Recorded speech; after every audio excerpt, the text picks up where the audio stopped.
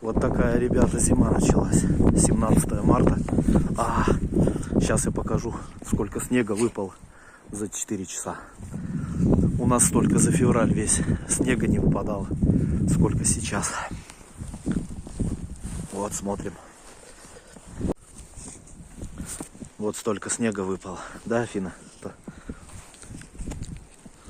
Короче, весь снег растаял.